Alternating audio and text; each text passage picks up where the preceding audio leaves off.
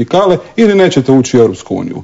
I u interesu svega je da građanima se jasno kaže, nisu SDP i HDZ po aferima isti i stoga građani trebaju na izborima odlučiti kome će dati podršku da izvuče Hrvatsku iz krize. A zašto vi, gospodine Jovanoviću, stalno tvrdite da su isti? Pa ko kaže da su isti? Pa to je sada... Ja ako kažem da recimo da je priča o riječkim tržnicama jedan mega korupcijski skandal. Pazite, to je jedna ozbiljna stvar. Vi ste tamo u Rijeci stvorili jednu oligarhiju koja je apsolutno lokalno stranačka, ja bih rekao, gdje su se preko riječkih tržnica vrtili ozbiljni novci. Procjenjuje se da je na tom poslu zarađeno, a zaradili su vrhovnik i gospodin Franulić oko 50 milijuna eura, čime su kupili cijeli niz restorana, hotela i tako dalje.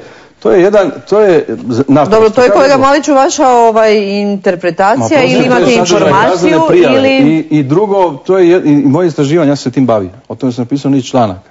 Mislim, hoću reći, nema nikakve sudske presude, nema ničega. Nema ni sudske presude ni za jednog od ovih koje smo spomenuli. Ali ono što je važno, niko ne kaže da su isti. Ali to vam je, gospodine Maliću, strategija. To ne govori, baš me briga za njihovu strategiju. Ali hoću vam reći, HDZ želi uvjeriti nemojte se uvrijediti kad vam neko kaže da... A zašto onda te tržnice nisu procesuirane? U kojoj to fazi? Imate informaciju u kojoj to fazi? Čeka se državno odvjetništvo.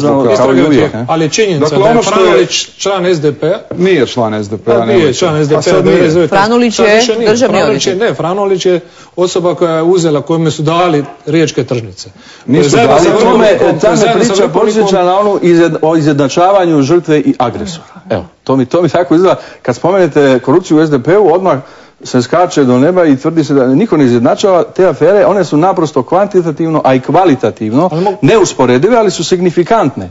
Jer ako tako reagirate na kritike o sebi, dok ste u oporbi pripremate se za dolazak na vlast, pitanje je kako ćete se ponašati kad budete na vlasti. Onako kako je rekao Milanović. Dobro, pa evo vrlo parlamentarno. Gospodin Jovanović saslušao, parlamentarni ste raspravljali. Ali ja upravo to kažem. Dakle, ja, evo s ovog mjesta, molim Državno odvjetništvo da napokon donese svoju odluku u slučaju tržnica i da nam se kaže tko je uzeo novce u aferi Daimler. Prema tome, nitko ne štiti nikakav kriminal. Dakle, ja sam ovo što Matošić non stop imputira rekao, nadam se da će Državno odvjetništvo donijeti čim prije u skladu s propisima, bez ičijeg pritiska, političkog ili policijskog, sa strane Grbića i Karamarka, odluku u ovom slučaju. I to je sav moj pritisak na Državno odvjetništvo. Ako je to pritisak, ne znam što... Dobro, bilo bi dosta nezgodno da kaže recimo danas ili da je prekjučer rekao gospodin Barišić, ja tražim da se ne pritišće državnog odvjetnika i policiju. To bi se malo gledalo, slažete se, malo čudno bi se to gledalo. Izvolite. Prvo, kriminal nema stranački predznak. Bez obzira što se mi prepucavamo i što imamo razloga govoriti o ovom i onom iz ove ili one stranke i tako dalje. Ali kriminal nema stranački predznak. To je bitno, ne trebamo to miješati. Dakle, ako je neko napravio kriminal, onda treba jasno tvrditi koga je napravio i za čiji račun i jasno iz toga će se izvući i zaključiti. Ali sasvim sigurno da nema stranački predznak. Ali ono o čemu govorimo sad, evo, afera Daimler. Dokazano je pred američkim sudom, dakle ne pred našim sudom, ne pred našim odvjetništvom, ne prema našim policijskim tako o čemu se govori, tako da nego pred američkim sudom gdje je Daimler priznao da je dao 4,7 milijuna eura mita tadašnjim vladinim dužnosnicama da bi dobili posao. Dakle, da bi dobili posao. To je znači 2003. Ali državni odvjetnik kaže nije dobio imena. On je tražio. Premijerka je sad zatražila imena od Amerikanaca. Mi trebamo tražiti na svaki mogući način. Preko svih naših veza koje imamo i kroz Sabor i kroz Vladu i naravno... A može jedno laičko pitanje, gospodin Matušić, ne znam koji je od vas pravnik ovdje. Bitno je da se razotkrije, je riječ o SDP-ovim vladnim dužnosnicima. Dakle, riječ je o najvišim dužnosnicima koji su tada bili na vlasti. O tome je riječ. Ili afera tržnica. Nije samo afera tržnica. Tu su prodaje brojnih hotela. U Dubrovniku hotel Excelsior.